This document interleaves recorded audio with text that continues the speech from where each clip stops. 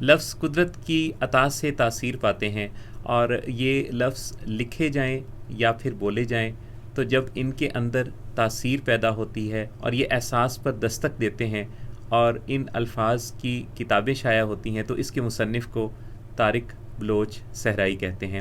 السلام علیکم طارق بلوچ صحرائی جی صاحب۔ وعلیکم السلام ورحمۃ اللہ۔ بےحد شکریہ مصطفی 103 کے اسٹوڈیوز میں اس وقت آپ موجود ہیں۔ علمی ٹی وی سے بہت سارے لوگ آپ کو دیکھ رہے ہیں، اور اس بات چیت میں مجھے میرا دل یہ گواہی دیتا ہے کہ ہم ان حقیقتوں کو ٹچ کر سکیں گے جو آج کل آہستہ آہستہ وقت کی کے دھندلکوں میں اور گرد میں جو ہے وہ کہیں دبتی چلی جا رہی ہیں۔ ان احساسات کو بھی ہم تازہ کریں گے جو ہماری سوسائٹی کو بہت زیادہ جن کی ضرورت ہے۔ آپ کا تعارف بہت بڑا ہے، آپ اب تک 7 کتابوں کے مصنف ہیں، آپ نے شاعری بھی کی، آپ نے پروین شاکر پر بھی کتاب لکھی، آپ کے 4 افسانوں کے مجموعے اب تک منظر عام پہ آ چکے ہیں۔ آپ کی کتاب گونگے کا خواب پچھلے 3 سال سے بیسٹ سیلنگ بک ہے پاکستان میں۔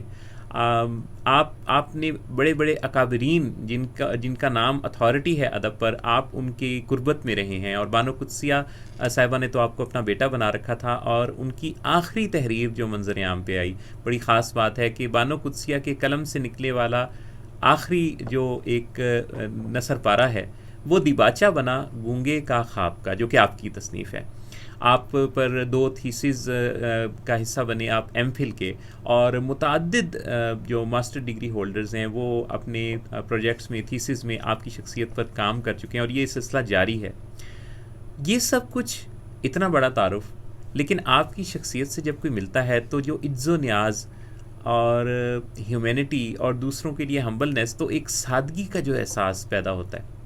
یوں لگتا ہے کہ ہم ایک ایسی شخصیت سے مل رہے ہیں جو بہت ہی سادہ سا، ہم میں سے کوئی بہت قریب کوئی ایسا رشتہ رکھنے والا شخص ہے جس کے کریڈٹ پہ یہ سب کچھ نہیں ہے۔ تو یہ ہمبلنس کہاں سے آئی؟ اصل میں نے جی کم علمی کا احساس بھی علم سے ہی ہوتا ہے۔ واہ۔ تو جب آپ کے پاس علم آتا جاتا ہے تو پھر آپ کو پتہ چلتا ہے کہ آپ کتنے چھوٹے ہیں۔ جیسے آپ چھوٹے سے کمرے میں کھڑے ہوتے ہیں تو آپ بڑے لگ رہے ہوتے ہیں، جب آپ ایک ہال میں آتے ہیں تو اپنا وجود چھوٹا نظر آتا ہے، جب آپ کسی اسٹیڈیم میں کھڑے ہوتے ہیں تو آپ بالکل چھوٹے سے لگتے ہیں، اور جب آپ صحرا میں، صحرائے گوبی میں کھڑے ہوتے ہیں تو آپ ایک ذرے کی طرح لگتے ہیں۔ تو یہ کائنات جتنی آپ ڈسکور کرتے جاتے ہیں آپ اتنے ہی چھوٹے ہوتے جاتے ہیں۔ تو یہ جو صحرائی ہے یہ پھر اس حقیقت کو پا جانے کے بعد بنے آپ؟ جی جی بالکل، یہ آپ ایک ذرے کی مانند سمجھ رہے ہیں؟ ذرے سے بھی جی، ذرا تو پھر بھی کچھ نہ کچھ ہے۔ کتنی عاجزی انکساری ہے آپ کے اندر، مطلب جتنا بڑا انسان ہوتا ہے اس میں عاجزی انکساری اتنی زیادہ بڑھ جاتی ہے۔ اصل میں نا جی بندے کی حقیقت بھی یہی ہے، اللہ کہتا ہے کہ جو قطمیر ہے، انسان قطمیر کا بھی مالک نہیں۔ قطمیر ایک جو کھجور کی گٹلی کے اوپر ایک باریک سی جھلی ہوتی ہے، تو اللہ کہتا ہے تو بندہ تو اس کا بھی مالک نہیں ہے۔ تو جب آپ اپنا سانس بھی خود نہیں لے سکتے، آپ قطمیر کے بھی مالک نہیں ہیں، تو میرے خیال میں جو تصوف کی جو بڑی سب سے خوبصورت جو تعریف ہے نا، وہ ہے ترک دعویٰ اور وحدانیت۔ اور دعویٰ جو کرتا ہے وہ اتھارٹی کرتی ہے، اور اتھارٹی صرف اللہ کی ذات ہے۔ کیا بات ہے، کتنی خوبصورت بات کہی۔ لیکن میں ایک نقطے پر آپ سے اختلاف رکھتا ہوں، اور وہ اختلاف یہ ہے کہ آپ نے اپنے آپ کو ذرے کے مصداق کہا، لیکن اگر یہ ذرہ اپنے آفتاب سے جڑا ہو تو یہ بھی تو آفتاب کا حصہ بن جاتا ہے، اور یہ چمک دمک جو آپ کے لفظوں میں ہے، آپ کے بیان میں، آپ کی سراؤنڈنگز میں ہے، یہ اس آفتاب کی روشنی بھی تو ہے۔ اصل میں نا جی ہوتا یہ ہے کہ اللہ جو ہے نا وہ بڑا ضرب والا ہے۔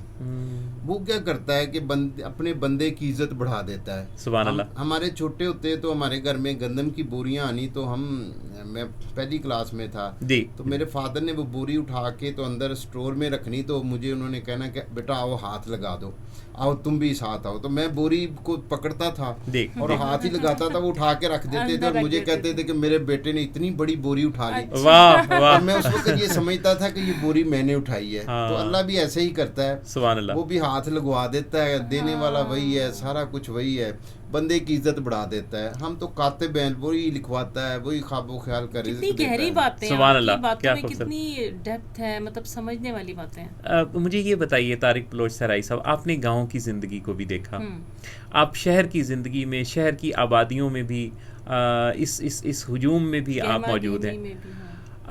آپ ایک بہت اعلیٰ عہدے پر فائز ہیں, ایک سرکاری آفیسر بھی آپ ہیں. اپنی ذات سے اس کنیکشن کو محفوظ کیسے رکھا, یہ کیسے ممکن ہو پایا؟ میں یہاں ذکر کروں گا عمیرہ احمد صاحبہ کا, جن سے میرا کافی پرانا تعلق ہے, رابطہ ہے, بات چیت ہوتی ہے. انہوں نے میں نے کئی دفعہ ان کو اپنے پروگرام کے لیے بات کرنے کا کہا, کیونکہ میڈیا کے لیے انٹرویو نہیں دیتی, تو مجھے لاسٹ ٹائم کہہ رہی تھیں 3-4 دن پہلے, کہنے لگی کہ میں محسن اپنی جو ہے نا اپنے آپ کو کبھی بھی اس طرح سے عام جو گفتگویں ہیں اور عام جو یہ ساری چیزیں ہوتی ہیں اس میں اس لیے شامل نہیں کرتی, شہرت کی دوڑ میں شریک نہیں کرتی, کہ مجھے لگتا ہے کہ پھر میرا جو اندر ہے وہ کچھ ہلکا سا ہونے لگتا ہے, مجھے لگتا ہے کہ تاثیر کہیں غائب ہو جاتی ہے. تو وہ کہنے لگی کہ اس کا جب چسکا پڑتا ہے نا شہرت کا, تو یہ آپ کو پھر اس تاثیر سے دور کر دیتا ہے. تو آپ سے میں جاننا چاہوں گا کہ آپ کس طرح سے اپنے آپ کو, اپنی تاثیر کو محفوظ رکھتے ہیں اس ہجوم میں؟ اصل میں ہوتا یہ ہے کہ سٹیجز ہوتی ہیں, جی, آپ غور و فکر کرتے ہیں, جی, فقیری کے درجے پہ ہوتے ہیں, اور پھر ایک وقت آتا ہے کہ جب آپ کے پاس اتنا کچھ اندر جمع ہو جاتا ہے. اب یہ خزانہ اللہ نے آپ کو اس لیے نہیں دیا کہ اپنے پاس رکھیں, وہ اس کی مخلوق کا حق ہے, اس مخلوق سے آپ کو آسانیاں ملتی ہیں, اور آپ نے آسانیاں بانٹنی ہیں.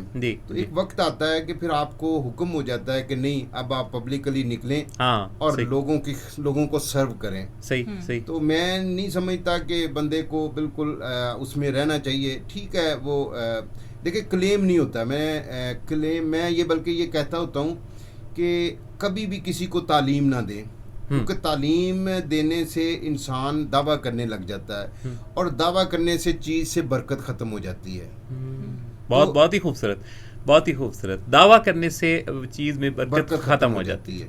برکت کی حفاظت, یہ برکت جو ہے, یہ ہم لوگوں نے تو صرف اس کو روٹی روزی سے جوڑ لیا ہے, ہم تو صرف اس کو ماہانہ بجٹ سے کہیں تعبیر کر بیٹھے ہیں. یہ برکت تو وقت کی برکت بھی ہے, یہ وقت تو آپ کے وجود کی, آپ کی پریزنس کی, آپ کی شخصیت کا جو اورا ہے, یہ اس کی برکت بھی ہے. اور میں یہ سوچ رہی تھی کہ جو بانو قدسیہ صاحبہ کی جو آخری تحریر تھی وہ آپ کو گونگے کے خواب کا دیباچہ تھا, تو اس میں بھی برکت پڑی نا, تو وہ بیسٹ سیلنگ بک ہے. بالکل ہوتا ہے جی, ایک میگنیٹل فیلڈ ہوتا ہے آپ کا, اور لوگوں کی برکتیں ہوتی ہیں, یعنی اتنی نظر ہوتی ہے, تو یہ اتنی ہڈن چیزیں ہوتی ہیں جو عام آدمی تو اس کو نہ دیکھ سکتا ہے نہ سمجھ سکتا ہے.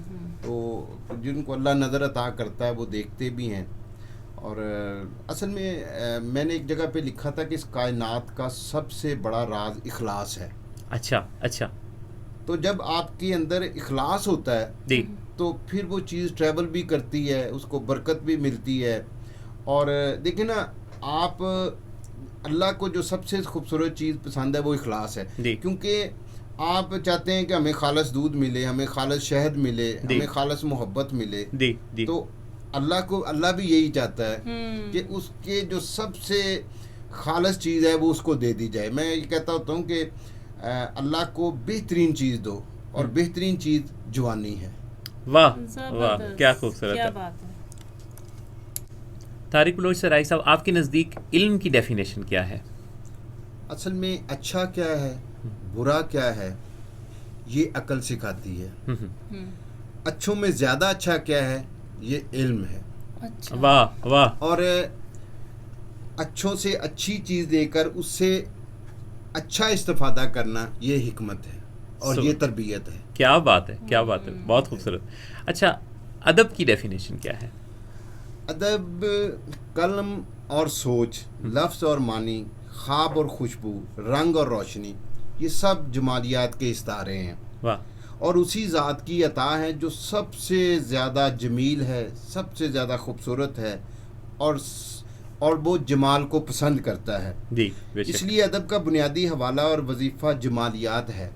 واہ واہ، خوبصورت جملہ ہے. ادب جمال کو دیکھنے، سمجھنے، محسوس کرنے کے ذوق کی تربیت کرتا ہے.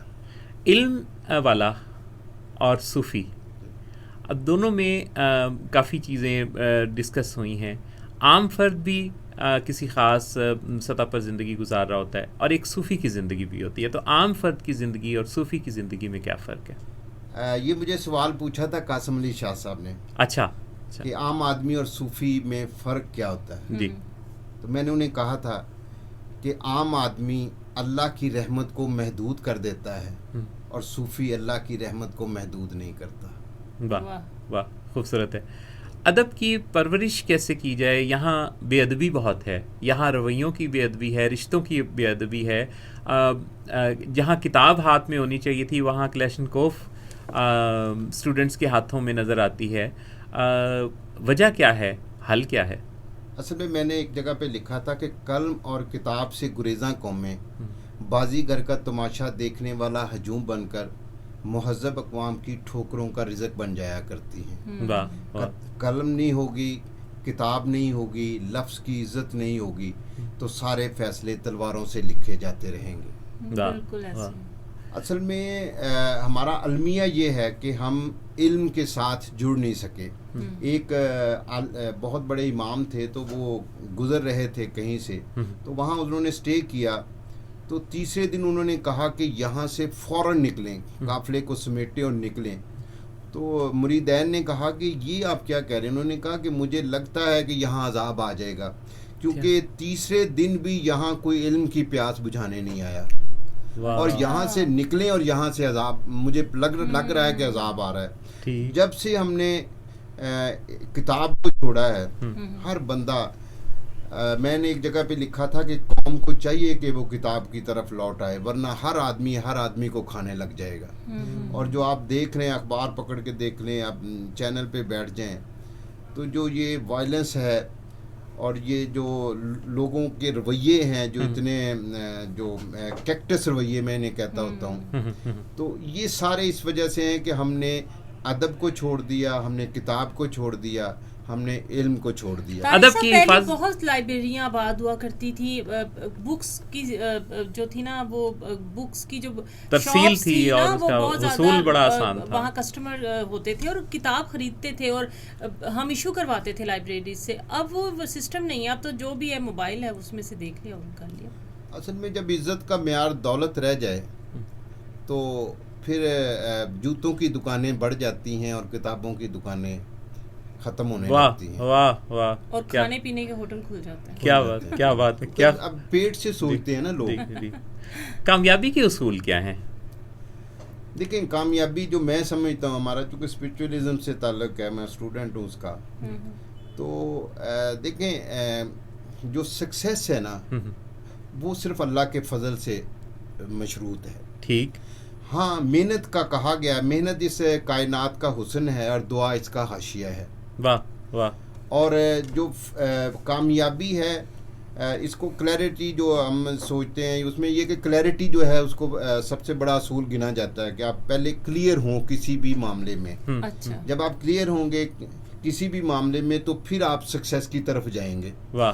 اور جو سب سے بڑی موٹیویشن ہمیں محنت کی اور کام کی ہے، وہ میں آپ کو بتاتا ہوں کہ آپ صلی اللہ علیہ وسلم کا ارشاد مبارک ہے کہ قیامت شروع ہو چکی ہے اور آپ کے ہاتھ میں اگر کھجور کا پودا ہے تو وہ بھی لگا دیں. اس سے بڑی موٹیویشن دنیا میں نہیں آج تک. سبحان اللہ.